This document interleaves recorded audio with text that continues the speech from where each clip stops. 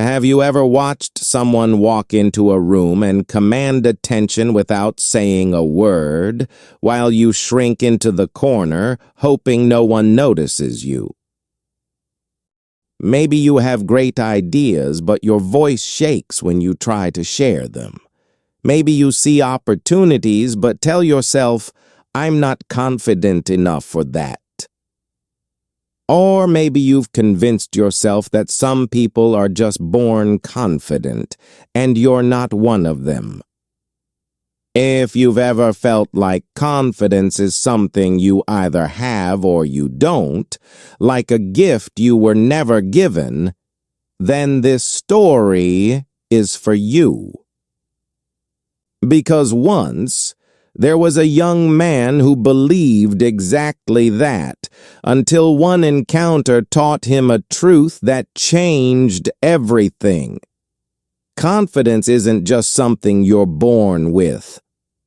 For most people, it's built through preparation, repetition, and learning how to handle pressure. Stay with me until the end. In a growing tech company in the heart of the city, there worked a 26-year-old software developer named Alex. Alex was brilliant at his job. His code was clean. His solutions were innovative. His managers often praised his technical skills, but Alex had one crippling problem. He had no confidence, at least not the kind people could see. In meetings, he would type his ideas into the chat instead of speaking aloud. When his code solved a major problem, he would email it to his manager rather than present it to the team. At company events, he stood in corners, phone in hand, pretending to be busy. His colleagues barely knew him, not because he was unfriendly, but because he was invisible. Every night, Alex would rehearse conversations in his mind. "Tomorrow I'll speak up. Tomorrow I'll share my idea." But when tomorrow came, fear paralyzed him. His heart would race. His palms would sweat. His mind would flood with doubts. "They'll think I'm stupid. What if I'm wrong? Everyone here is smarter than me." Alex watched his colleague Jason effortlessly lead meetings, joke with executives, pitch bold ideas. From the outside, Jason looked fearless, like he'd been born with something Alex didn't have. And Alex never saw what happened before those meetings.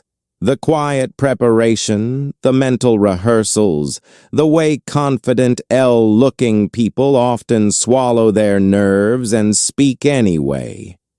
Alex told himself, "Some people have it. Some people don't. I'm just not one of the confident ones. Maybe I never will be." His older sister, Sarah, who visited once a month, would ask, "Alex, why don't you go for that promotion? You're more qualified than half the team." He would shrug. "I'm not leadership material. I don't have the presence for it." "That's not true," she would protest. But Alex had already decided his own limitation. One Tuesday morning, everything changed. The week before, Alex's new algorithm had quietly solved a nasty bottleneck the team had been fighting for months. In the rush to update leadership, his manager mentioned one detail she couldn't take back. The solution came directly from Alex. Alex's manager called him into her office. Alex, I need you to present your new algorithm to the executive team on Friday. This could revolutionize our product, and the CEO asked to hear it from the person who built it. Alex's stomach dropped. Can't someone else present it? I can prep them. His manager shook her head. No, no one else understands it the way you do. This is your work. You need to present it.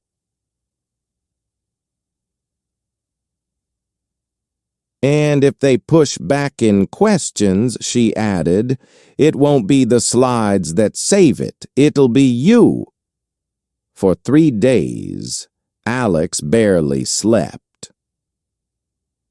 He built the perfect slide deck, memorized the structure, practiced the transitions in front of his mirror until the words felt carved into his tongue. But the thought of standing in front of those executives made him physically ill. Friday arrived like a storm. Alex walked into the conference room. 12 executives, 12 pairs of eyes. The CEO sat at the head of the table, calm and unreadable. Alex clicked to the first slide. He opened his mouth to speak. He forced out one sentence, thin, shaky, and then his mind slammed shut. It wasn't that he didn't know the work. Under pressure, people can experience a kind of brain freeze where access to the next line suddenly disappears. The next line vanished. The room felt too bright, too quiet. His hands shook so hard he couldn't steady the remote. Heat crawled up his neck. Sweat slipped down his back. A second stretched into 2, 2 into 5. Someone coughed. Someone else glanced at their phone. His manager tried to throw him a lifeline. Alex, just give us the one S sentence problem first. But his throat tightened, and nothing came. After a few painful moments, his manager stepped in, voice smooth but urgent. Shut the door. I think Alex needs a moment. Let's take a quick break. Alex walked out fast. Too fast. Like if he didn't leave right now, he would crumble in front of everyone. He found the nearest bathroom and locked himself inside a stall. His whole body trembled. He pressed his forehead against the cold door and whispered, "What is wrong with me?" He knew the algorithm. He built it. He could explain it perfectly to a screen, to himself. But in that room, under those eyes, it was like a switch flipped. "I can't do this," he whispered. "I'll never be able to do this. I'm not built for it." For the first time in his career, he seriously considered quitting. That evening, broken and ashamed, he sat alone in a coffee shop, staring at his laptop screen without seeing it. Outside the window, people moved in steady lines, talking, laughing, living like confidence was as normal as breathing. Alex felt like a failure. Not because he lacked skill, but because he lacked the one thing that seemed to matter most in the world, the ability to show up when it counted. He sat there, drowning in self-doubt, fingers resting on the keyboard, motionless, like if he didn't move, the shame would stay quiet. And that's when he noticed his coffee had gone cold. As Alex sat there, drowning in self-doubt, a woman in her 50s approached his table. She had kind eyes and an air of quiet confidence. He hadn't noticed her at the table nearby until he heard her close her notebook. She'd been working quietly there the whole time.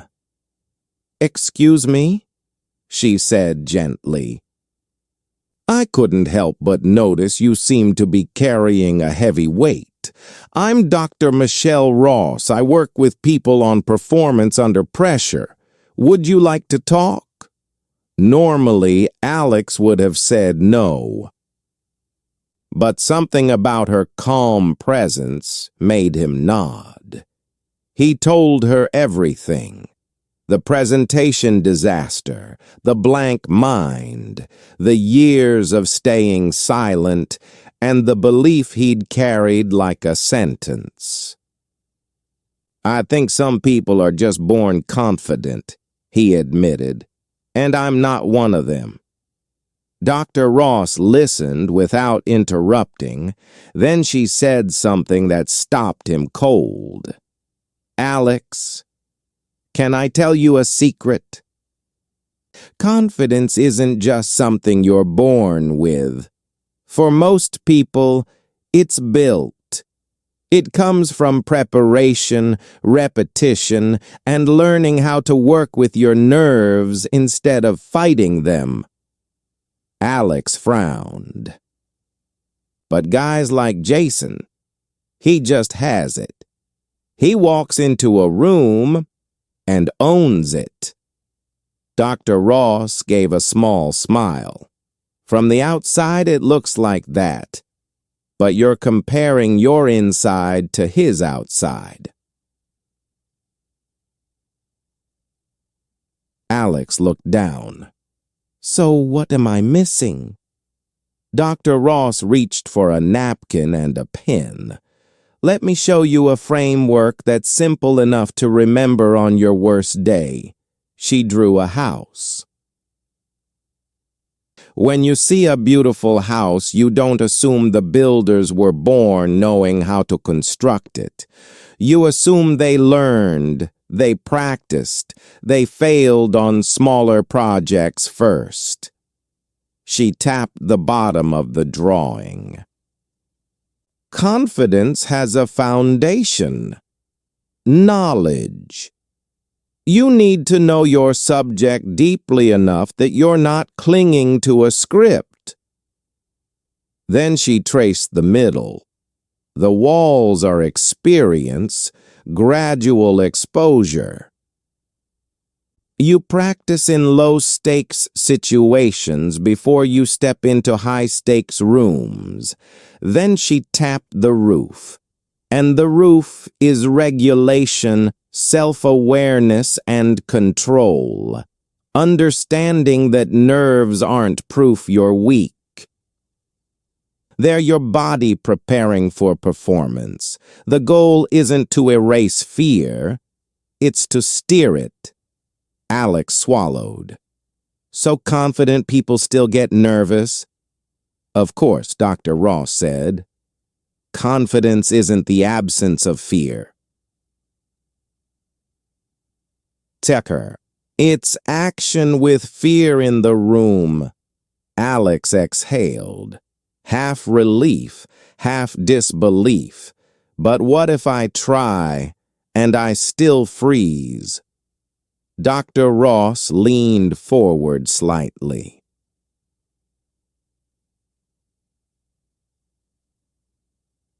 "Then we train the moment you freeze, not with motivation, with reps." She paused, then added, "One more thing. I can't share names, but I've coached people who look naturally confident now. Leaders, speakers, the ones who seem born for it. Many of them started exactly where you are. Alex's voice was quiet. So what do I do? Dr. Ross slid the napkin toward him. I'll make you a deal. Give me 30 days. Follow this plan exactly. If you don't feel stronger by the end, you can go back to believing you were born without it. Alex hesitated. Then something unfamiliar. He nodded. For the first time in years, he said yes to something that scared him. Dr. Ross gave Alex a structured plan, not theory, not motivation, a practical step-by-step system. Week 1, Knowledge Foundation. Stop memorizing, Dr. Ross told him. Start understanding. You can remember your structure, she added, but don't rely on a word-for-word script. That's where people panic when one line slips. Alex studied what confidence really is and what it isn't. He learned that confident people aren't fearless. They're prepared. They've trained their response to pressure. He learned about imposter syndrome, how even high performers can feel like frauds, even when the evidence says otherwise. And for the first time, Alex didn't feel broken. He felt untrained. Week 2, Micro exposures. Doctor. Ross had him start small. Very small. Your nervous system needs proof, she said, not speeches.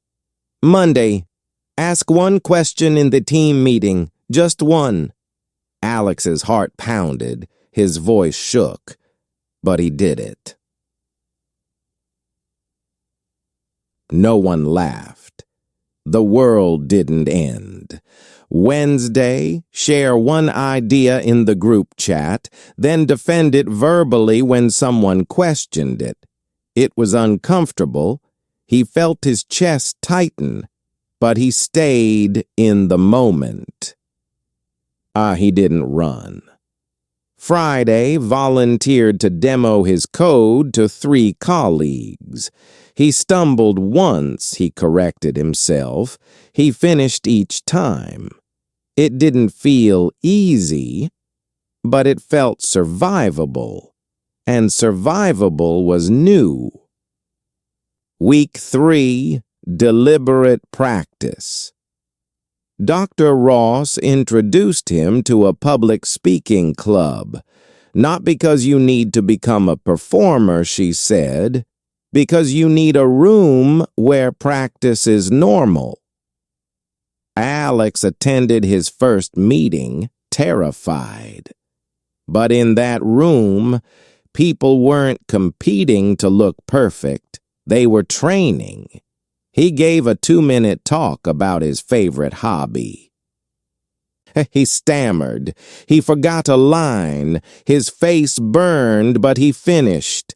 People clapped, not because it was flawless, but because he did the thing he was afraid to do. For the first time, Alex felt something shift.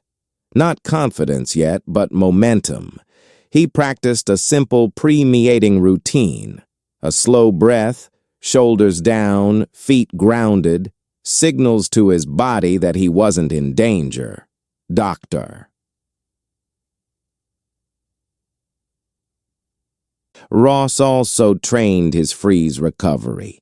Pause, breathe, glance at the next point, and speak to one person instead of the whole room. You don't eliminate freezing, she told him. You rehearse what you do when it happens. He began to change one sentence in his head from, I can't do this, to, I'm learning how to do this. Week 4, Graduated Challenge. At the start of week 4, Dr. Ross said, "Now we level up." But she didn't send him straight back to the CEO. She said, "First, you present to your team again." Same algorithm, smaller room, safer stakes, real reps. Alex prepared differently this time. He didn't memorize slides, he built a story. Problem, stakes, solution, proof. He anticipated questions. He practiced explaining the idea 3 different ways. He rehearsed in front of Dr. Ross, who gave specific feedback on his pacing, posture, and where his voice tightened. Right before he walked in, he ran the same short routine every time. Slow breath down to the belly, shoulders drop, feet grounded. It told his body, this isn't danger. The day came. Alex stood in front of his team. His hands still weren't perfectly steady, but his mind didn't disappear. He took one breath, he grounded his feet, and he began. Good morning. Today, I'm going to show you how we can cut processing time by 40%. His voice shook slightly, but it was clear. He presented for 12 minutes. He answered questions. When someone pushed back, he didn't collapse, he clarified. When he finished, his manager looked at him for a beat, then smiled. "Excellent work, Alex," she said. "This is the version of you they need to see." In the hallway afterward, Jason nodded once and said, "That was solid. Most people don't realize how much practice it takes to look calm." 2 weeks later, she booked the second shot. Not a massive stage, a smaller leadership room, high stakes, but not a firing squad. This time, the CEO joined for the last few minutes. Same topic, same eyes, but something was different. Not in the room, in Alex. He knew the material inside and out. He'd trained for pressure instead of praying it wouldn't come. He remembered Dr. Ross's words, confidence is action with fear in the room. He took a breath. He stood tall, and he began. It wasn't a straight line.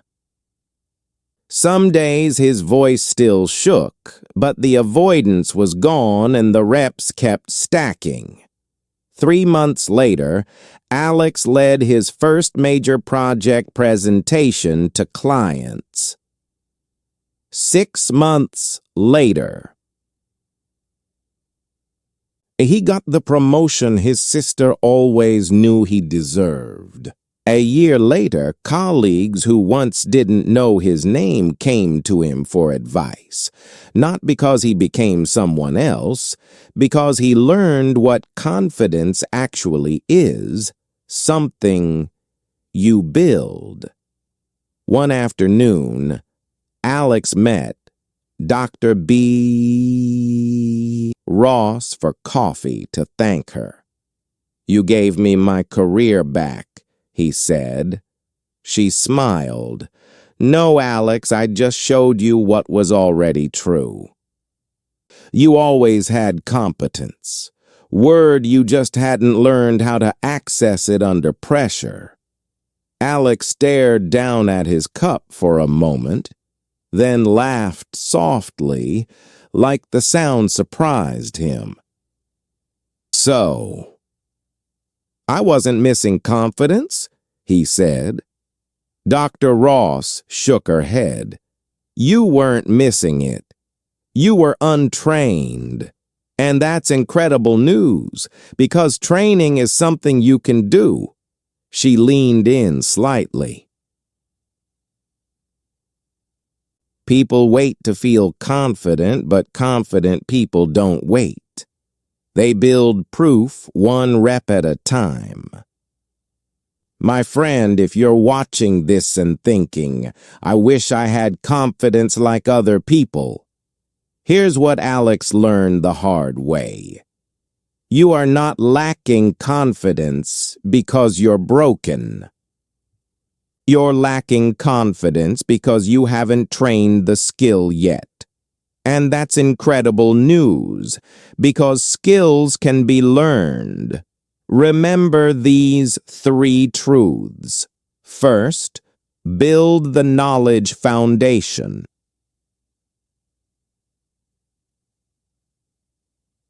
Confidence grows when you actually understand what you're doing, so you're not clinging to a script. You're speaking from clarity. Study your craft deeply. Prepare thoroughly. Put in the hours. Second, gain experience progressively. You don't start by speaking to 500 people.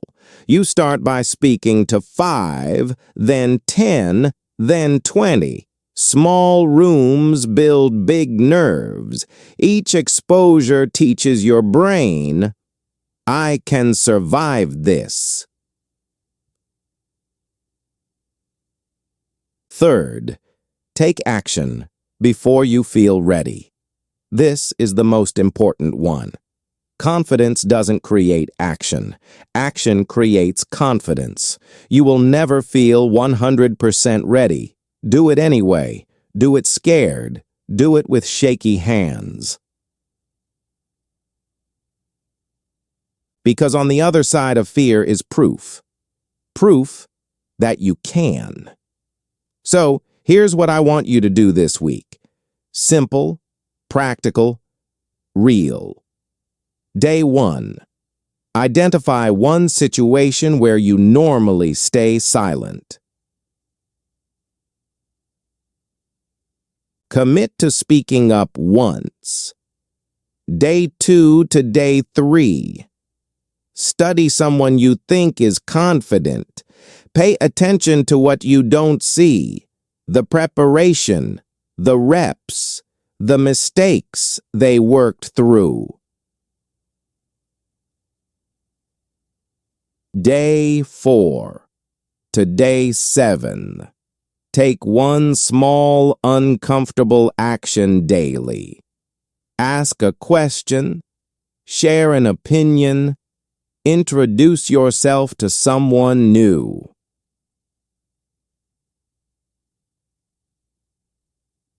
Not to become someone else, but to become more of you, the version of you that doesn't disappear when it matters. Because here's the truth. The confident people you admire, most of them started exactly where you are. Scared, doubting, convinced they weren't built for it. The difference isn't that they were gifted. It's that they trained, they practiced, they failed, they learned, and now it's your turn. Thank you for being part of today's story. Remember, every story you hear is a new step on your journey to mastering English. If you found this video helpful, please give it a like and subscribe to Read and Rise English. Together, let's learn, grow, and rise. Until next time, keep reading and keep rising.